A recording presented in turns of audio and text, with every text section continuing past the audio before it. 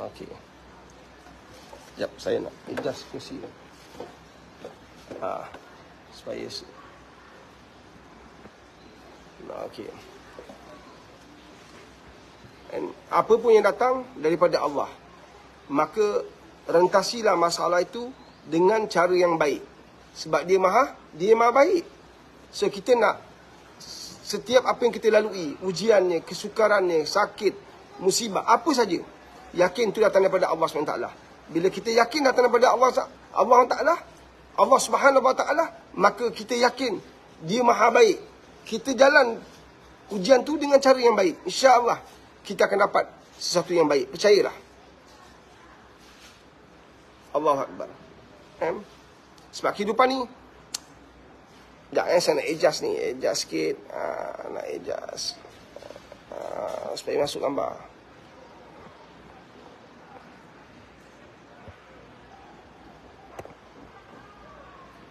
Okey. Okey. Okey, masuk bersangka baik dengan Allah, itu tanda iman. Terima ujian itu tandanya iman. Dalam hidup tuan-tuan, kamu tak akan terfikir kadang-kadang kamu akan dizalimi, disakiti, dianiayai. Ini semua adalah kehidupan yang kita kena hadapi. Ini realiti hidup. Kalau musuh kita kenakan kita, itu perkara biasa. Kalau musuh kita yang khianati kita, itu perkara biasa. Tapi orang yang kita percaya, orang yang kita yakini, orang kita pernah ketawa bersama, seronok bersama, gembira bersama, berbual bersama, tiba-tiba khianati. Itu dalam dunia. Satu, kita kena faham betul-betul. Dunia ini, hari ini, bukan berhati-hati pada orang yang kita tak kenal saja. Pesan pada anak-anak, kalau orang tak kenal, jangan ikut. Kalau orang tak kenal, jangan sapa dia. Jangan tak kenal, orang tak kenal, jangan. Kita sentiasa ingat orang yang tak kenal. Tapi hari ini, orang yang kena rogol tu, siapa rogol dia? Orang yang dia kenal. Siapa yang kena kawan tu? Orang yang dia kenal. Siapa yang ambil hak kita? Orang yang kita kenal. Siapa yang zalimi kita? Orang yang kita kenal. Siapa yang rampas hak kita? Orang yang kita kenal. Siapa yang perkenakan kita? Orang yang kita kenal. Siapa mengumpat kita? Orang yang kita kenal. Siapa yang zalim? Orang yang kita kenal, orang yang kita kenal, orang yang kita kenal. Inilah realiti hidup. Berapa ramai orang dikhianati oleh adik-beradik sendiri, dikhianati oleh kawan sendiri, dikhianati oleh saudara mara sendiri, kaum kerabat sendiri. Nampak tak? Ini realiti hidup. Dalam kita berhati-hati dengan orang, rupanya orang yang paling dekat dengan kita ialah saudara mara kita, kenalan kita, teman kita yang khianat kita. Allahu Akbar. Yang mengaibkan kita adalah orang yang betul-betul rapat dengan kita, yang kenal kehidupan kita yang lepas. Dia cerita kat orang cerita yang lepas. Hari ini orang tak takut azab Allah. Hari ini orang tak heran dengan dosa pahala. Hari ini orang rasa syurga neraka jauh lagi lah. Masih ada ruang untuk bertobat. Masa kita buat, kena kau orang, zalimi orang, fitnah orang, tak pernah fikir pun. Allahu Akbar. Apa ganjaran yang akan dapat di akhirat? Apa kesakitan yang darjah, macam mana kesakitan tu? Allahu Akbar.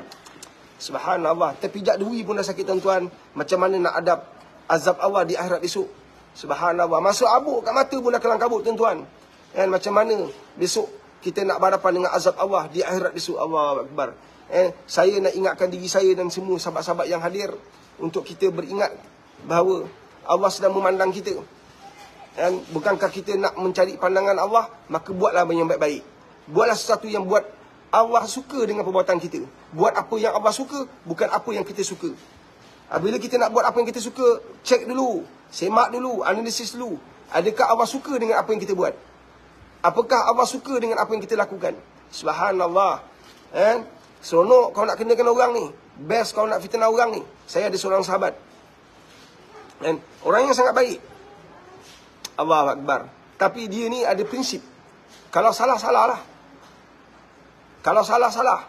Dia tegur. Kadang-kadang keras, kadang-kadang tegas. Jadi orang yang uruskan organisasi ni, tak selesa. Sebab mereka menguruskan organisasi macam uruskan keluarga, macam uruskan syarikat sendiri. Duit, pecah amanah, tak telus, tak ada integriti. Pilih kroni, naikkan orang ikut suka. Tak naikkan orang yang tak sehaluan dengan mereka. Jadi sahabat saya ni, usia macam saya 50-an ni, tegur. Kesan daripada prinsip yang dibawa daripada seawal dia kerja, akhirnya dia tidak berada di puncak kepimpinan. Kenapa? Sebab orang yang berada ke atas tak selesa dengan dia. Tak makan rasuah, tak pecah amanah, kerja ikut masa, terlalu berkira partikulas dengan kerja yang dia buat. Dia tak nak main-main. Dia setiap kali dia kata every cent hak kerajaan. Kita bekerja amanah, dia kerja kerajaan lah. Kan? Ni sahabat baik saya, sahabat sangat baik dengan saya. Kan? Antara sahabat yang saya rapat. Jadi akhirnya dia dizalimi. Tukar negeri sana, tukar ke sana, dibaling sana, dibaling sini. Tapi di mulut kawan saya, biarkanlah. Akhirat akan menentukan siapa benar. Oh, hebat dia. Biarlah orang nak buat. Tak kisahlah, ikut suka dia. Kan? Tapi sayanglah, seorang yang sangat cekap dalam pentadbiran, orang yang bijak dalam pengurusan, kan, ditolak kanan kiri hanya kerana dia tegas dan juga dia berprinsip. Banyak organisasi yang gagal bukan sebab organisasi tak bagus, sebab orang yang mentadbir, menguruskan organisasi tu ada masalah. Tak telus, bawa kroni, bawa kawan-kawan naik, makan duit syarikat organisasi, macam duit sendiri, agi-agikan projek. Allah Akbar. Satu kita dapati, kita bermasalah dalam ekonomi. Bukan sebab negara kita miskin, bukan organisasi kita teruk, sebab pengagihan projek, pengurusan, pengkhianatan, kezaliman. Dan subhanallah, kita ikut suka je. Sahabat-sahabat, anda sedang berada di live saya sekarang ni. Marilah kita berazam, beriltizam untuk jadi yang terbaik di sisi Allah SWT. Pedulikan apa orang buat pada kita, pedulikan kerosakan iman orang, tapi kita jangan rosak iman kita, tuan-tuan. Allah Akbar. Ingat, mulut kita boleh merosakkan iman, tangan-tangan kita boleh merosakkan iman kita. Allah Akbar. Jadi berhati-hati dengan apa yang kita buat. Jangan sampai kita seronok kat dunia, tapi kita sedih, kita duka, kita luka, kita sakit di akhirat. Ingat tu. Jangan seronok jatuhkan pesaing anda. Jangan seronok kenakan orang yang kita tak suka. Takut-takut orang yang kita tak suka itu orang yang Allah suka. Saya ulang sekali lagi, ambil ini sebagai poin besar ni. Ambil ini sebagai poin yang sangat penting. Ambil ini sebagai poin yang sangat mahal. Ambil ini sebagai poin yang sangat eksklusif. Anda dan saya mungkin ada orang yang kita tak selesa. Anda dan saya mungkin ada orang yang kita tak setuju. Anda dan saya mungkin dalam kehidupan kita, dalam kehidupan harian kita, ada orang yang kita tak selesa. Itulah perkara biasa. Tapi jangan sampai kita menzalimi, cross the limit. Jangan sampai kita zalimi orang yang kita tak selesa. Jangan kita kenakan orang yang kita tak selesa. Jangan kita khianati orang yang kita tak selesa. Orang yang tak suka, pesaing kita. Ingat, Nabi dah pesan dalam hadis yang sahih, akan ada manusia yang balik bawa solat, bawa zikir, bawa bacaan Al-Quran, dia bawa amalan puasa, dia bawa amalan sedekah. Tapi Nabi kata apa? Mereka ini adalah muflis. Muflis. Nabi kata muflis. Kita cerita nanti. Kita sambung cerita nanti. Orang ni balik dengan bekalan solat, bekalan zikir, bekalan baca Quran, bekalan puasa, tuan-tuan. Seperti hari ini, ramai orang berpuasa di bulan Rajab. Selamat berpuasa untuk anda sekalian. Tapi berapa ramai orang bawa bekalan, tapi Nabi bagi tahu. Nabi ni bila sebut, Nabi kata, Nabi bicara, itu semua wahyu datang daripada Allah SWT. Bukan Nabi fikir, bukan Nabi dapat ilham, tak. Allah yang bagi tahu, Nabi sampai pada kita. Inilah hebatnya umat akhir zaman. Umat Muhammad SAW. Mereka ni muflis, kata Nabi SAW. Jadi berhati-hati, tuan-tuan. Kenapa mereka muflis? Kenapa mereka muflis? Kita bagi tahu kemudian. Subhanallah, solat ni, kan? Orang panggil dia ustaz, orang panggil dia tok imam, orang panggil dia tuan guru. Tapi balik nanti dia muflis. Jadi pensyarah, jadi guru. Ni semua kerja yang baik, bukan pelacur. Kan? Bukan jual ganja, bukan jual dadah, bukan tokan. Ni semua orang baik, tapi kenapa balik nanti muflis? Nabi yang kata. Jadi berhati-hati, tuan-tuan, dengan kehidupan harian kita. Kita terlepas pandang dan akhirnya menjadi perkara biasa dalam kehidupan kita. Jangan ambil mudah dengan kehidupan kita. Kenapa manusia muflis? Sebab dia ambil hak orang. Kenapa dia muflis, kata Nabi? Sebab dia zalimi orang. Kenapa dia muflis, sahabat-sahabat? Dia banyak mengata orang. Jangan main. Kenapa dia muflis? Sebab semua yang dia buat ke atas orang tu, hablum minan nas, akan dituntut di akhirat. Siapa tuntut? Manusia-manusia yang dikhianati, manusia-manusia yang dizalimi, manusia-manusia yang disakiti, manusia-manusia yang diambil hak orang tu. Maka mereka ini nanti di hadapan Allah Subhanahu Wa Taala akan menuntut hak mereka yang mereka tak dapat di dunia. Mereka menuntut hak mereka yang telah dirampas. Itu yang menyebabkan muflis. Allahu Akbar. Ada orang ceramah agama, tapi kata orang, pam kata orang, ingat, siapa pun kamu, Allah tak perlukan kamu, tapi kamu perlukan Allah. Jangan lupa tu. Allah tak heran tentang kamu. Kamu siapa? Kita tak ada apa-apa, tuan-tuan. Kalau dah tu dunia panggil kita ustaz pun, itu tidak menjadikan kita lepas di akhirat besok. Apa yang kamu buat? Apa yang kamu lakukan? Apa tindakan kamu? Apa amalan kamu? Allahu Akbar. Itu semua yang Allah sedang pandang. Yang nanti dihisap di hadapan Allah SWT. Allahu Akbar. Ada orang sedap ceramah, pam. Kuliah sana, kuliah sini. Tapi ngata orang, kutuk orang, hina orang, caci orang. Tak lepas, tuan-tuan. Satu dewan, satu masjid, satu surau gembira dengan ceramah itu. Terhibur, menarik. Tapi kalau kamu kata orang, kamu kutuk orang, kamu fokus pada orang tertentu, tak jadi, habis. Jangan. Allahu Akbar. Ada segelintir orang, anda tak mungkin tak selesa dengan satu kelompok manusia, tapi jangan sampai anda cross the limit. Contohnya keluarga Nabi SAW, para habaib. Kalau kamu tak setuju, jangan buka mulut. Kalau kamu rasa tak betul, jangan kamu rasa kamu betul. Kutuk keluarga Nabi, hina keluarga Nabi. Jangan main keluarga Nabi. Keluarga aku pun aku sepak. Kalau keluarga engkau pun orang kutuk pun kau gelincing lengan, nak pantai, nak belasah. Ini kan perlu keluarga Nabi SAW. Jadi berhati-hati, tuan-tuan. Tak kisah kamu siapa pun. Kamu ada berapa banyak kelas pun.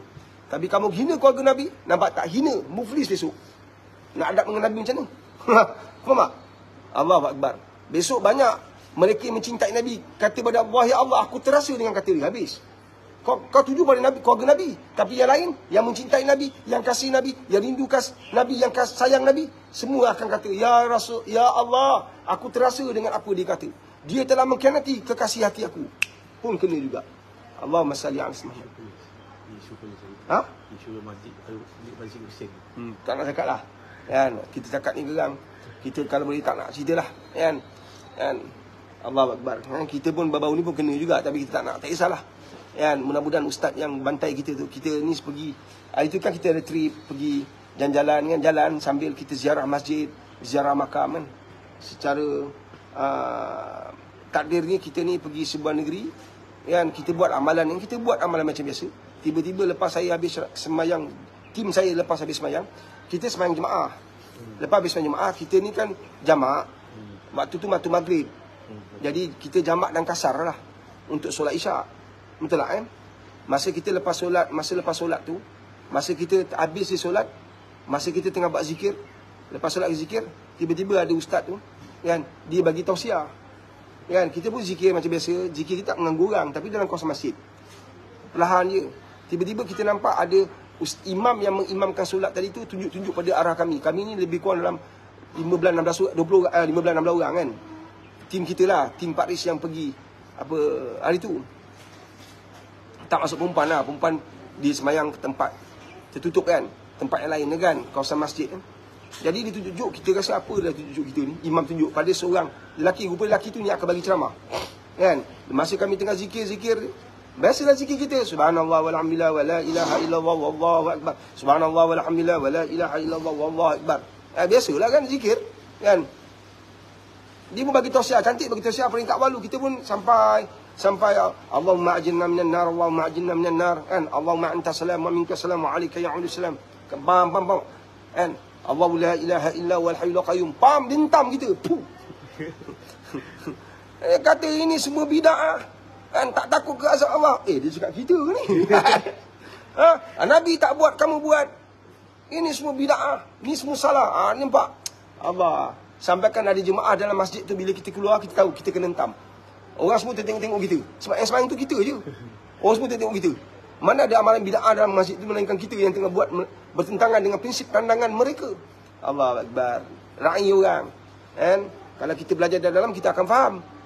Jadi mari ikut nanti, walaupun kamu ustaz, hormatlah orang. Faham tak Dia salah tanggapan. Kalau mengatakan Nabi tak buat, maka tak boleh buat. Itu salah tanggapan. Sebab hukum fiqah kalau siapa faham tentang hukum fiqah, Nabi tak buat.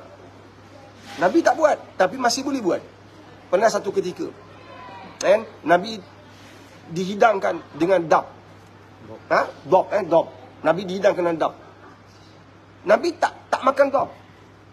Maka tak salah saya Sayyidina Ali atau Sayyidina Umar macam itulah kan. Bagi tahu, ya Rasulullah, kalau kau tak nak aku makan. Nabi kata silakan. Nampak tak? Nabi tak makan. Nabi Nabi tak pernah makan. Nabi tak makan. Nabi tak buat benda tu. Tapi boleh kan? Sahabat buat. Macam itulah maksud dia. Tak nak cerita panjang. Kan? Hari ini kita cerita tentang kezaliman. Jadi jangan zalim orang, jangan tanya orang bantai pam, jangan. Kan? Di saat kamu ada ilmu setinggi mana pun, raih orang, mungkin orang tu adalah orang yang Allah sayang. Ini saya pesan ni.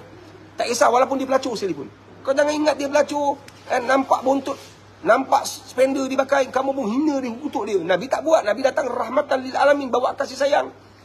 Nampak tak? Kau kata apa ni pelacur, tak betul, pergi cerita ke orang. Kau tahu perempuan tu pelacur, jual diri, bodoh punya orang. Jangan. Kau tahu tak setiap malam dia buat apa? Setiap malam dia menangis minta kekuatan untuk dia berubah. Setiap malam tu Allah ampunkan dosa dia. Kau ada buat? Jadi jangan kita buat apa? Hina orang, kutuk orang, zalimi orang. Jangan. Kan? Sehebat besar, sebesar mana pun dia, walaupun dia berzina sekalipun, dia masih lagi umat Muhammad, masih lagi di dalam kelompok manusia yang Allah boleh ampunkan. Jangan main. Kecuali dia murtad, wajiblah kita bunuh. Darah dia halal contohnya. Kan? Tapi dia berzina, Allah masih boleh ampunkan dosa dia. Kan? Kau ingat dia berzina, kau tak nampak dosa kita. Apa dosa kita? Mengumpat. Dosa kita berumpat nak. Ada yang kau buat tawarkan diri. Kan? Saya hari ini mengisytiharkan hari pengampunan. Saya mengampunkan semua dosa-dosa orang yang mengumpat saya. Ada orang buat? Tak ada. Maknanya kau kena bagi syahid orang tu untuk minta ampun. Kita mampu buat tak? Ya main-main. Di saat kita punya mata memandang dosa orang, di saat mulut kita berbicara tentang dosa orang, ingat, dosa kita nanti tak terhisap. Terlalu banyak tuan-tuan. Akan dihisap satu-satu. Bukan tak terhisap, akan dihisap satu-satu. Masa tu kita benar-benar menyesal. Wallahi, demi Allah kata ulama, padang mahsyar adalah padang perhimpunan manusia yang benar-benar menyesal. Kan? Manusia benar-benar menyesal. Kan? Perjalanan kehidupan di akhirat esok, perjalanan akhirat besok ialah perjalanan yang benar-benar menyesal. Perhimpunan manusia yang penuh penyesalan. Allahu Akbar. Jadi ambillah ingatan-ingatan ini kan, sebagai satu tanda kita berkasih sayang untuk samakan iman satu sama lain, insya-Allah. Ada soalan? Nazrul, ada soalan? Kita nak soalan. Assalamualaikum Pak Riz. Bolehkah suami kahwin lain sedangkan isteri yang sedia ada pun tak dinafkahi? Dia macam ni, sahabat-sahabat ni. Kan? Suami boleh kahwin 4, tak masalah. Tetapi pada waktu sama, dia kena faham. Untuk apa dia berkahwin kalau nanti dia terbeban di akhirat? Kat dunia pun dah terbeban, akhirat lagi dah teruk. Amanah. Sifat Nabi SAW ialah amanah. Wanita yang kamu kahwinkan, kamu kahwini, wanita yang saya kahwini, isteri saya, adalah amanah Allah SWT ke atas saya. Saya akan dipertanggungjawabkan nanti di akhirat di atas apa yang saya lakukan kepada isteri, anak-anak yang diberi amanah kepada saya. Tak termasuk lagi kerja-kerja kita, tugasan-tugasan kita. Amalan-amalan yang Nabi amanahkan kepada kita untuk jaga, solatnya, Qurannya, semua kita akan dipertanggungjawabkan di akhirat besok. Bukan senang. Jadi menjadi seorang lelaki bukan memikir bagaimana nak kahwin satu menjadi dua, dua menjadi tiga. Adakah kalau kamu telah langsaikan, lunaskan, tunaikan amanah-amanah ini? Nafkah pun tak mampu bagi, nak kahwin satu lagi. Nafkah itu tanggungjawab, amanah yang akan dipertanggungjawabkan di akhirat besok. Kamu tanggung, kamu kena jawab. Kamu nak tambah satu lagi. Iya, dalam Islam boleh kahwin dua, boleh tiga, sebab tak termasuk dalam syarat. Kan, kamu boleh kahwin dua. Kan? Boleh saja. Walaupun tak minta kebenaran isteri, masih boleh kahwin. Tapi kamu nanti nak bertanggungjawab ke akhirat macam mana? Allahu Akbar. Bukankah kita sebagai imam nak pimpin isteri? Oh, saya kahwin satu lagi sebab saya tak tahan pegangan isteri saya. Adakah kamu yakin isteri yang kamu kahwin selepas ini maka lebih baik daripada pegangan dan akal isteri kamu yang kamu telah kahwin? Nampak tak? Dia bukan soal isteri semata-mata. Kita sebagai seorang suami, mampu tak kita pimpin isteri kita? Adakah kita menjadi contoh yang terbaik? Adakah kita ada teknik, ada kaedah, ada metod, ada pendekatan untuk pimpin manusia-manusia yang wajib kita pimpin, antaranya anak dan juga isteri, yang besok kita dalam kubur, anak yang kita sepatutnya pimpin, kita tak pimpin, dalam kubur kita kena gembat, kena belasah. Nampak tak? Kena henjut. Sebab apa? Sebab masa kita diberi peluang tak nak pimpin. Masa kita diberi peluang, tak ambil tahu, tak amanah, kita kena gembat. Satu, Nabi kata bawa 3 perkara. Satunya doa anak yang soleh. Nampak tak? Dia bukan soal bagi nafkah tak bagi nafkah pada isteri semata-mata. Adakah kamu telah memimpin anak-anak kamu? Adakah kamu telah tarbiyah mereka, bimbing mereka, dakwah mereka? Adakah mereka semua telah menjaga solat, telah menjaga amalan? Sebagai seorang anak, anak yang perempuan tutup aurat tak? Anak perempuan jaga tak akhlak, jaga adab tak? Besok kau mati dalam kubur, dia sedap beromen dengan lelaki. Kau kena bantai bro. Kau kena ingat tu. Kan? Dia kat atas, kau kat bawah. Engkau tak boleh buat apa-apa. Masih hidup bolehlah kau maki amun anak kau. Bolehlah kau bantai belasah dia. Sebab dia menconteng arang kononnya. Bagaimana bapa yang menconteng arang pada keluarga? Kan? Dah usia 50 lebih, 40 lebih, masih lagi nak pergi cari anak dara orang. Kan? Kuru kili bawa perempuan. Mana iman kita? Kan? Seronok hanya 5 minit, 10 minit, 15 minit. Tapi seksa esok di akhirat, macam mana nak jawab? Setiap anak nanti akan nantikan kamu muflis di akhirat. Yang main. Wahai Allah, aku anak sepulan-sepulan. Dia tidak bertanggungjawab, ya Allah, mendidik aku dengan agama. Hari ini, ya Allah, aku balik bagi sebagai orang yang kurang agama. Kerana dia, ya Allah, mati engkau. Kan? Berapa ramai anak yang tengah bawa makwa, merempit. Bukan mak rempit yang salah. Dia tengah merempit, pam, isteri mati, dulu mati. Bapa tu nak jawab macam mana dengan Allah? Sebab tu kita sedaya upaya seboleh-bolehnya didik, tarbiyah, bimbing anak-anak untuk beriman pada Allah. Ini kau asyik fikir perempuan. Anak dah besar, dah anak dara dah. Kau fikir lagi nak tambah 1, nak tambah 2, nak tambah 3, tambah 4. Allahu Akbar. Nak makan pun miss. Bini minta duit, dapur dah kosong. Kau balik rumah pun tak pernah buka. Tak pernah bagi dapur buka, piuk, buka peti sejuk, hanya cari air. Bukan tengok apa dalam peti sejuk cukup tak cukup. Tak salah nak kahwin satu lagi. Tak salah nak kahwin 2, 3, 4. Ikut kemampuan masing-masing. Tapi jangan sampai kamu tak beramanah. Kamu akan tanggung dan jawab di hari besok. Wallahu alam. Next. Jawapan tak daripada saya. Jawapan daripada suami anda. Jawapan daripada anda. Allahu Akbar. Bangunlah keluarga baik. Sebab dia yang maha baik. Dan kita kuntum khaira ummah, umat yang terbaik, insya-Allah. Wallahu alam. Allahu Akbar. Jangan, ini bersama ni. Jangan zalimi, aniaya kenakan isteri kita. Allahu Akbar. Jangan. Dia bagus, khidmat dengan terbaik. Dia beri yang terbaik. First class punya servis. Kat hotel pun tak dapat dah. Dia bagi yang terbaik. Sikit merugut pun tak. Tiba-tiba kau khianati dia. Allahu Akbar. Subhanallah. Macam mana khianati? Kahwin satu lagi khianati? Tak. Tapi selepas kau kahwin, kau tak ada masa untuk dia. Kau telah khianati dia. Selepas kau kahwin, engkau tak ada masa lagi. Kan? Untuk duduk berbual dengan dia. Sampaikan kan susah penat dia, lelah dia, kau tak ambil tahu. Itu maknanya kau khianati. Itu maksud khianati. Kau kahwin satu lagi, kau tak khianat dia sebenarnya. Tapi kau telah pun korbankan masa kau dengan dia. Sampaikan anak-anak kau tak ada masa langsung nak duduk sama, nak berbual, nak ambil tahu. Maka itu adalah pengkhianatan besar daripada seorang lelaki bernama ayah, bernama suami. Itu kena belajar sebenarnya. Itu kena ambil tahu. Kahwin memang best. Memang seronok. Berbangga dengan kawan dapat kahwin 2. Kawan-kawan berpuji-puji. Adakah pujian-pujian kawan telah menjadikan kamu orang beriman? Adakah pujian-pujian kawan telah menjadikan kamu lebih baik pada orang lain? Adakah pujian-pujian kawan, kau hebat lah, ini lelaki tak takut bini kahwin 2 lah. Oh hebat lah kita kan. Kita pun cakap, alah cakap banyak lah. Beras aku beli lah.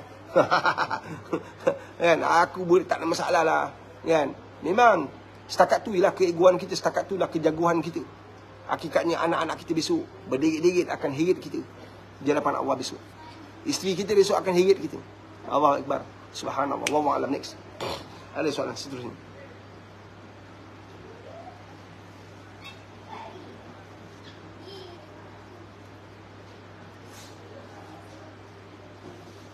Berhati-hatilah tuan-tuan. Jangan zalimi orang. Jangan kenakan orang. Jangan khianati orang. Jangan mengata orang. Ingat tu. Tolonglah. Kan? Sedaya upaya kita berhenti. Sedaya upaya kita lawan. Kita nak pergi ke Ramadan ni. 2 bulan ini. Bulan-bulan untuk kita didik dan tarbiyah diri kita. Semoga bila Ramadan datang, kita benar-benar bersedia di bulan Ramadan ni. Ada soalan? Soalan, saya nak soalan. Bagi saya soalan. Allahumma salli ala sayyidina Muhammad wa ala sayyidina Muhammad. Allahu Akbar. Allahumma salli ala sayyidina Muhammadin abdika wa rasulika nabil ummi wa ala alihi wa sahbihi wa barik wa sallim. Kehidupan ni tuan-tuan, kalau kamu tak nak dikhianati, jangan khianat orang. Kalau kamu tak nak dizalimi, jangan zalimi orang. Kalau kamu tak nak disakiti, jangan sakiti hati orang. InsyaAllah. Dan kalau kamu ada kuasa, jangan sesekali kamu salah gunakan kuasa kamu. Tolonglah orang, bantulah orang. Dan Allah bersebarkan kasih sayang. Itulah perjuangan Nabi SAW yang kita kena teruskan, yang kita kena suburkan, yang kita kena sebarkan.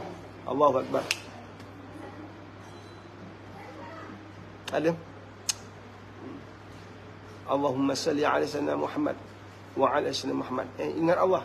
Apa pun yang kita buat, kita ingat Allah. Dan Allah sedang memandang kita, tuan-tuan. Ada malaikat ratib dan atib, dan yang mencatat segala amal kita. Allahu Akbar. Tidak ada satu benda pun terlepas daripada catatan-catatan dua malaikat ini, kiri dan kanan. Buku amalan kita inilah yang akan dibentangkan di hadapan Allah SWT. Dan buku amalan inilah yang nantinya akan kita tunggu-tunggu dalam keadaan penuh ketakutan, kebimbangan, keresahan, kegelisahan. Jatuh sebelah kanan atau sebelah kiri. Allahu Akbar. Kalau anda nak dijatuh sebelah kanan, Allahu Akbar, maka perbanyakkan amalan-amalan kamu. Dan kerana di akhirat besok, orang-orang kafir berteriak-teriakkan, tuan-tuan. Berteriak-teriakkan, melolong-lolong, tuan-tuan, orang-orang kafir yang tidak beriman pada Allah. Apa kata mereka? Ya Allah, buku apa ni ya Allah? Apa catatan ni ya Allah? Semua benda ada ya Allah. Dia terperanjat. Kita orang beriman, kita tahu. Dan kita tahu, kita sedar ada buku amalan yang dicatatnya adalah amalan-amalan kita, yang tercatat semua perbuatan kita. Tapi orang kafir, tuan-tuan, mereka berteriak-teriakkan ketakutan sebab sesuatu yang mereka rahsiakan, sesuatu yang mereka sembunyikan, rupa-rupanya tercatat dengan kemas, teliti. Tidak ada satu benda pun tertinggal dan tertanggal. Itulah buku amalan. Allahu Akbar. Tuan-tuan, Allahu Akbar. Berhati-hatilah. Jangan seronok hari ini, derita sengsara di akhirat. Jangan gembira hari ini, tuan-tuan, kenakan orang, zalimi orang, fitnah orang, bantai orang, belasah orang. Kerana di akhirat, hari akhirat nanti penuh dengan kelukaan. Perjalanan sangat-sangat jauh, tuan-tuan. Sangat-sangat melelahkan, meletihkan. Jadi saya berpesan pada diri saya pada saat ini. Saya panjang kepada semua sahabat-sahabat saya yang sedang menonton saya di live ini. Allah Akbar. Marilah kita baiki diri kita. Marilah kita betulkan perjalanan hidup kita. Marilah kita kunci mulut kita daripada bercakap hal orang. Sebalik banyak bercakap tentang akhirat kita. Allahu Akbar. Subhanallah. Allahumma salli ala sayyidina Muhammad wa ala sayyidina Muhammad. Daripada Sherina Alamanda. Sherina Alamanda. Pak Riz, boleh ke suami mengabaikan segala belanja rumah? Itu tanggungjawab dia kena buat. Tanggungjawab seorang suami apa dia? Apa tanggungjawab seorang suami? Maka tanggungjawab itu kena lakukan. Kita kena perhalusi. Duduk sama-sama suami isteri, dan perhalusi. Kadang-kadang isteri bertolak ansur, kata bang, yang ni saya cover bang, yang ni saya tolong bayar ke bang. Tak ada masalah. Itulah perkahwinan.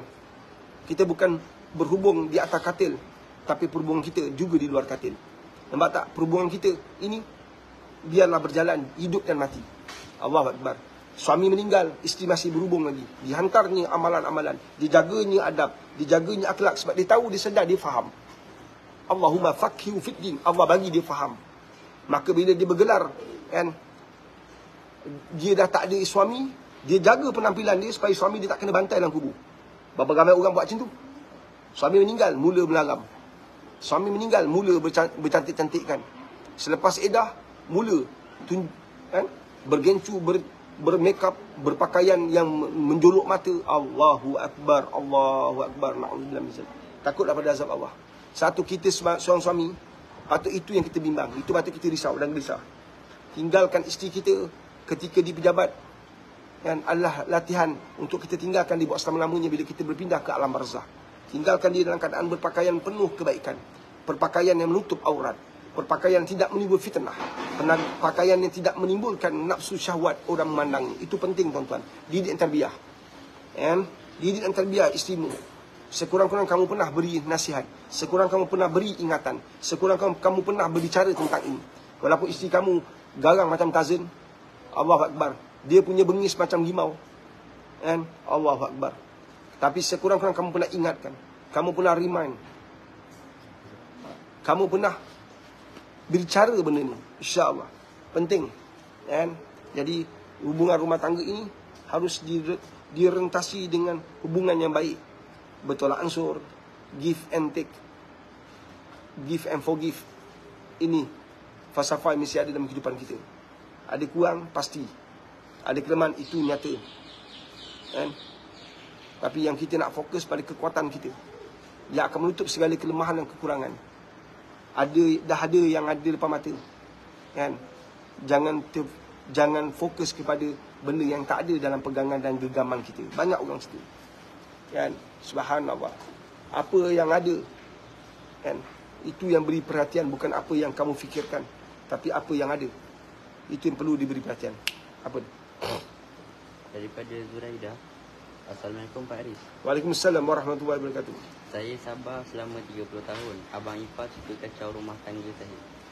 Saya sabar 30 tahun. Abang ipar suka kacau rumah tangga saya. Allahu Akbar. Dan pada sahabat yang bertanya soalan, mudah-mudahan Allah kirimkan kamu satu hadiah yang paling besar yang tidak akan dapat di mana-mana, iaitu ketenangan dan kedamaian, kebahagiaan. InsyaAllah. Rabbana atina fid dunya hasanah wa fil akhirati hasanah. Allah bahagiakan kamu di dunia, Allah bahagiakan ke akhirat. Anda dah bertahan 30 tahun, sikit di masa, insya-Allah semua ini akan terselah. Kebenaran akan terselah, insya-Allah. Dan hanya nasihat saya tak tahu kan ujung cerita panjang pangkal ujung ni tak tahu, tapi saya nak bagi tahu pada puan begini puan. Dan kalau selama ni anda mampu bertahan, teruskan pertahanan anda, mantapkan pertahanan anda, sebab Allah bersama dengan orang yang ada dua benda ni, reda dan sabar. Innallaha ma'as sabirin. Orang yang sabar, Allah akan beri dia kedudukan yang istimewa. Allahumma inni as'aluka ridha wa jannah. Orang yang reda dengan ujian Allah, Allah kirimkan dia, Allah hadiahkan dia, Allah akan bagi dia anugerah paling mahal, iaitu syurga Allah Subhanahu wa taala. Amalkan zikir ni atau doa ni, Allahumma inni as'aluka ridha wa jannah.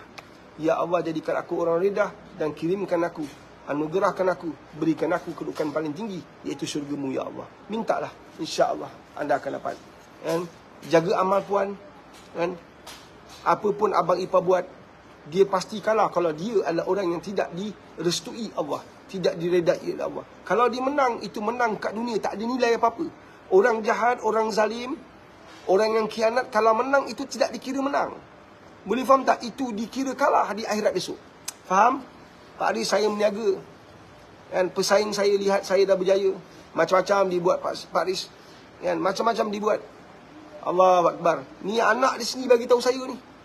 Macam-macam dibuat. Akhirnya kedai saya tutup Pak Aris. Kedai dia bukan main ramai orang. Dia menang kan? Menang itu dinamakan kalah di akhirat. Tak ada apa-apa nilai. Sebab menang di dunia hanya bertahan 20 tahun, 15 tahun, 10 tahun. Kita nak cerita tentang pengakhiran yang tidak ada, perjalanan yang tak ada akhiran. Tidak ada penghujung. Tidak ada noktah. Itulah perjalanan akhirat. Allahu Akbar. Subhanallah. Lapkan air matamu. Dan seandainya ada orang zalimi kamu, ingat, orang yang menzalimi kamu itu pasti akan tewas di akhirat. Pasti akan disakiti di akhirat. Orang yang menyakiti anda pasti sakit di akhirat. Orang yang kenakan anda, dia pasti kena di akhirat. Faham? Orang yang zalimi anda, dia pasti akan menerima kezaliman yang dibuat di akhirat esok. Percayalah. Yakin. InsyaAllah. Puan terus bertahan. Jaga amal. Dan baca Al-Quran. Jadikan sebagai kekuatan dalaman anda. Baca surah Al-Fatihah. Wahai Allah. Wahai Allah. Dan mudah-mudahan surah Al-Fatihah aku baca ini menjadi asbab kekuatan dalaman aku. Mampu bertahan ya Allah, apapun yang datang. Kerana aku tahu ya Allah, kau bersama dengan aku. Engkau ada dalam perjuangan aku, insya-Allah. Menang puan, menang. Pada waktu sama puan, kalau puan sanggup dan puan mampu dan puan ada kekuatan, apa dia? Doakan hidayah pada mak ipar. Bila puan doakan, puan dizalimi tapi puan balas dengan kebaikan. Oh, itu lagi tinggi. Itu lagi tinggi. Lagi tinggi orang yang balas dengan doa-doa mustajab dia balas kezaliman orang kat atas dia. Dia balas dengan doa hidayah. Oh, itu lagi tinggi. Itu lagi tinggi makam dia. Ya Allah, orang ini telah menzalimi aku. Wahai Allah, pandanglah dia, kasihlah dia, berilah dia hidayah. Sebab orang yang Allah bagi hidayah, confirm dia akan berhenti khianati kamu. Orang yang Allah telah beri hidayah, confirm dia akan berhenti menzalimi kamu. Nampak tak? Maka berakhir insya-Allah keseksaan kamu, kesakitan kamu. Itu orang yang fatanah, bijaksana. Orang yang selalu kenakan kamu, wahai Allah, berilah dia hidayah. Bila dia dapat hidayah Allah, dia akan berhenti menyusahkan kamu, insya-Allah. Percayalah. Itu teknik dia. Wallahu alam. Daripada Azza Umi. Azza Umi. Assalamualaikum Pak Aris. Waalaikumsalam warahmatullahi wabarakatuh. Anak perempuan saya tak nak kahwin sebab stres tengok cara ayahnya layan ibunya dengan kasar. InsyaAllah. Jodoh bertuan tangan Allah. Dia memang tak nak. Dia memang tak ada keinginan. Dia memang tak ada kemahuan. Kan? Tetapi Allah yang aturkan semua benda. Takdir, qadar dan qadar adalah di bawah pengetahuan Allah, di bawah kendalian Allah, di bawah urusan Allah. Puan jangan bimbang. Jangan bimbang. Dia stres tengok bapak dia. Maka dia takut ada lelaki-lelaki kat luar sana macam bapak dia. Tapi kalau puan tekan dia, maka dia lebih tertekan puan. Support dia, insya-Allah. Bukan support dia tak kahwin. Banyak bagi nasihat, banyak kata-kata positif. InsyaAllah dia akan berjumpa dengan lelaki yang baik. Puan tolong doakan dia. Wahai Allah, anak aku menjadi risau dan gelisah, bimbang dan ketakutan melihat perangai akhlak suami aku.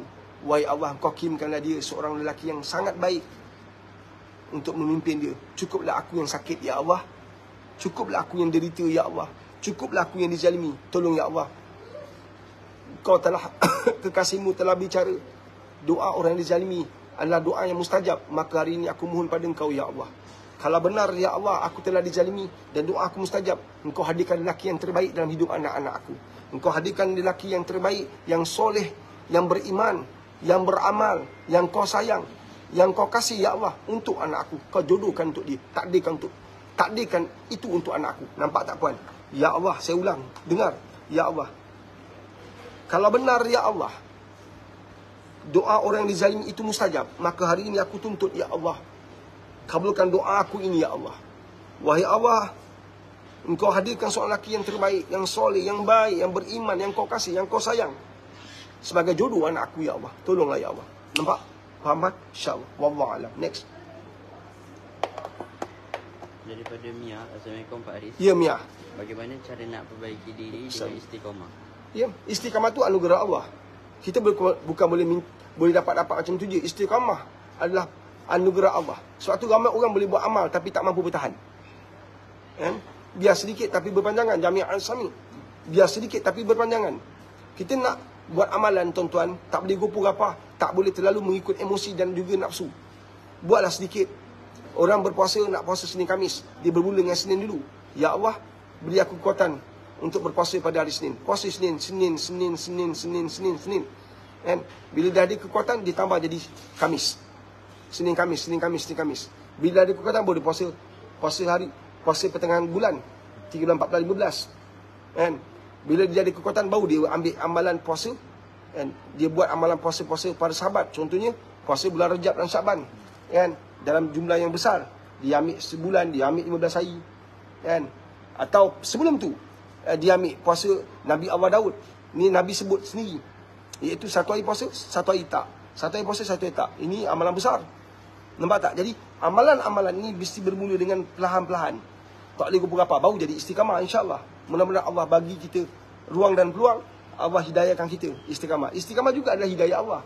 Kan? Bila Allah kasih anda, Allah kasih saya, bila Allah kasih kita semua, maka Allah bagi hidayah. Bila Allah sayang anda, Allah sayang saya, Allah kasih anda, Allah kasih kita semua, maka Allah bagi kita istiqamah. Kan? Nak jaga dua rakaat pun bukan senang. Nak jaga dua rakaat bukan senang. Ada hari buat, banyak hari tak buat. Lepas tu buat balik, tak buat. Alhamdulillah masih buat. Syukur, teruskan. Next. Daripada Syarina Alamanda. Ya, Syarina. Assalamualaikum Pak Aris. Waalaikumsalam warahmatullahi wabarakatuh. Suami mu'alaf, macam mana nak ajak belajar agama, dia terlalu ego. Anda kahwin dengan dia kan? Anda dah kenal dia kan, karakter dia. Kan? Sebab tu semua anak-anak muda yang belum kahwin dalam live ni, nanti dipanjangkan. Dan selepas habis live ni, kalau Facebook dan YouTube masih boleh dilihat, dituntun. Berbeza dengan TikTok akan berakhir. Kan? Kecuali kita download. Kan? Dengar sahabat-sahabat semua. Didik dan tarbiyah anak-anak supaya kenal karakter diri sendiri. Nanti boleh kenal karakter orang. Kahwin tapi tak kenal karakter pasangan, sakit lah. Kan? Tiba-tiba kahwin dengan orang ego. Takkan tak kenal. Dan bakal suami kita tu ego. Kat mana ruang lemah dia? Mesti ada. Cari ruang lemah dia. Kat ruang lemah dia tu, kamu boleh tundukkan dia. Carilah ruang lemah dia. Dan setiap orang ada ruang lemah dia. Setiap orang ada kurang dia. Kat mana kurang dia? Kat mana lemah dia? Kat mana? Masa tu masuk. Saya tak tahu. Kamu tahu. Suami anda lemah, mana kat lemah dia? Kan? Kadang lemah dia ketika kamu bersama dengan dia. Habis dia kalah dia. Masa tu lah bisik kat telinga dia. Nampak tak? Teknik seterusnya. And orang mu'alaf ni kalau dia masuk Islam kerana berkahwin, memang ada cabaran dia. Kalau dia masuk Islam kerana cinta dia pada Allah, kerana kasih dia pada Rasulullah, dia lain. Tapi jangan give up, jangan putus asa. Alhamdulillah dia telah beriman pada Allah Taala. Itu berita baik. Allah yang bagi dia hidayah. Allah yang pilih dia. Apa sebab sekalipun Allah telah bagi hidayah pada dia. Alhamdulillah. Jadi anda adalah orang yang sangat beruntung. Kerana anda menjadi asbab dia memeluk Islam. Anda menjadi asbab dia telah mencintai agama ini, insya-Allah. Jadi apa yang anda nak buat? Banyak perkara. Anda mesti ada qudwah hasanah, contoh akhlak yang terbaik. Anda mesti ada akhlak yang terbaik. Anda mesti bawa akhlak yang terbaik. InsyaAllah, anda mesti bawa akhlak yang terbaik.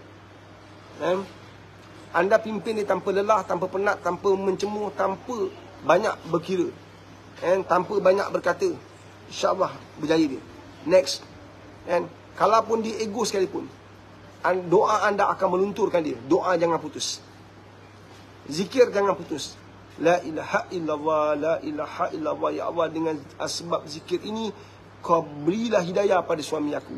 Engkau bunuhlah egonya, ya Allah. Engkau rentaplah sombong dan angkuhnya, ya Allah.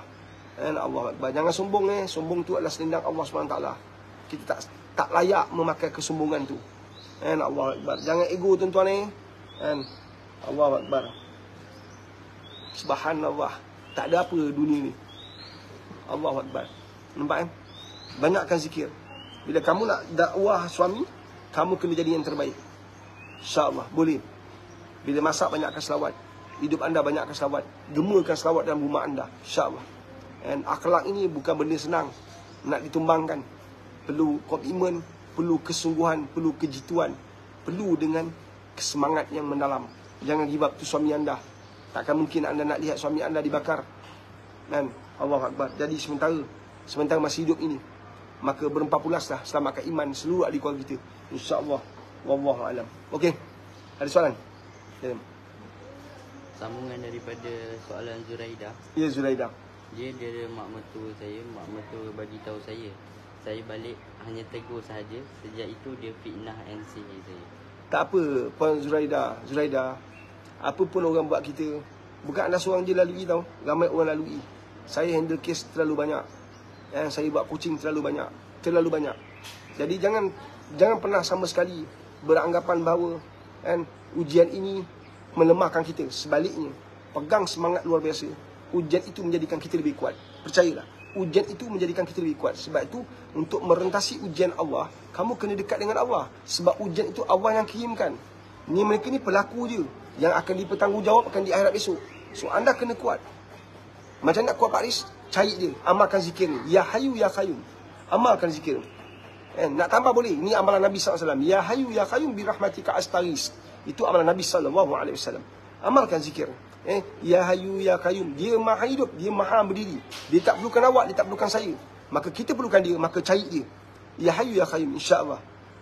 Dia lah yang Fatah, dia yang Razak. Dia akan buka seluasnya pintu-pintu rezeki kita. Rezeki itu bukan duit saja. Kasih sayang juga rezeki. Cinta itu rezeki. Tenang itu rezeki. Mudah buat kerja itu rezeki. Orang seronok dengan kita itu rezeki. Allah, besar betul rezeki. InsyaAllah. Wallahu alam. Next.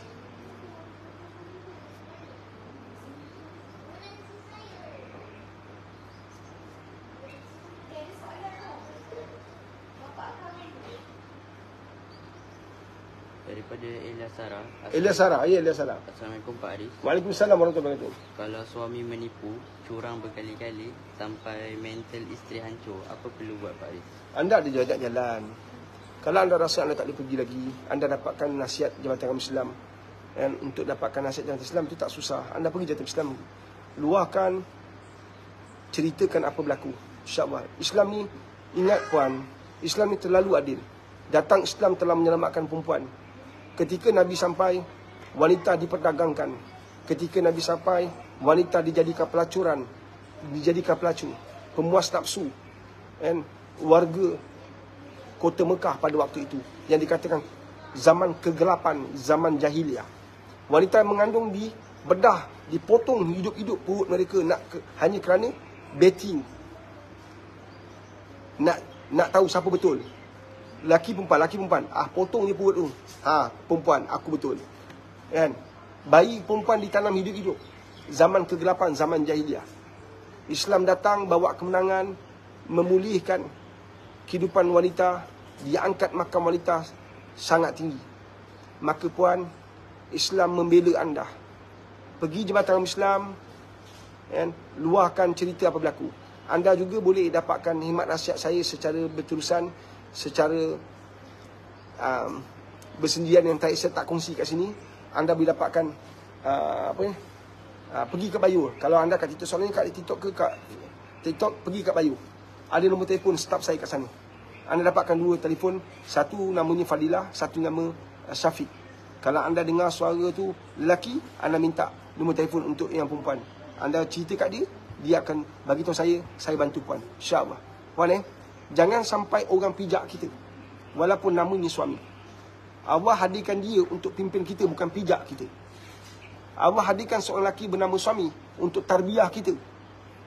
Bukan bantai belasah, bukan serang minda kita sampai stres. Seorang lelaki tugas dia untuk pimpin wanita. Seorang lelaki tugas dia untuk memandu wanita bernama isteri. InsyaAllah. Puan InsyaAllah. Sebab Islam ni dia adil. Kalau kamu rasa kamu tak mampu bertahan, pergi Jabatan Islam, ceritakan ada jalan penyelesaian, insyaAllah. Atau anda boleh berhubung dengan saya bantu. Apa yang saya boleh bantu, saya bantulah, insyaAllah. Wallahu a'lam. Daripada Itamar, Assalamualaikum Pak Aris. Apa yang harus dilakukan bila dapat tahu bahawa bapa kahwin lagi? Ibu dan adik-beradik tak tahu. Allahu Akbar. Ada beberapa perkara yang boleh kita lakukan. Kita boleh rahsiakan. Apa putih tu kat dahan? Putih tak putih? Apa putih tu? Nampak tak putih? Kat dahan. Kita boleh rahsiakan, tapi sampai bila? Ada orang dia berkahwin. Apa tu, Sat?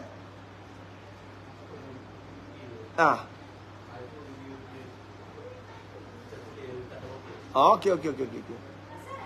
Kat dahan tu ada warna putih. Ingat apa benda tu? Ada orang dia kahwin satu lagi, sampai dia meninggal tak tahu. Ada satu kisah, masa dia meninggal, isteri kedua yang dirahsiakan perkahwinan tu datang ziarah suami dia meninggal. Pada hari dia meninggal, hari suami dia meninggal, dia kata dia isteri yang sah. Hari meninggal tu gaduh. Allahu Akbar, subhanallah. Kan? Jadi ada beberapa pilihan. Pertama, boleh rahsiakan, tapi timbang dalam-dalam sejauh mana kerahsiaan itu akan mampu selamatkan keluarga anda. Mampu, kalau mak dah uzur, mak dah lewat usia, sebaiknya tak perlu bagi tahulah. Itu pendapat pribadi saya, tak semestinya betul Dan sebab kita risau penghujung usia mak kita, memikirkan hidup dia pengakhiran begini, sampai hati suami aku, contoh. Kalau kemudian anda juga boleh ambil pendekatan, panggil adik-beradik yang lain, bincang benda ni, timbang-timbangkan secara mendalam, nak bagi tahu ke tidak. Nampak tak? Yang seterusnya, jumpa ayah secara gentleman. Adik-beradik jumpa ayah, minta ayah perjelaskan apa yang berlaku, dan minta ayah berani untuk berterus terang pada isteri dia, itu mak kita.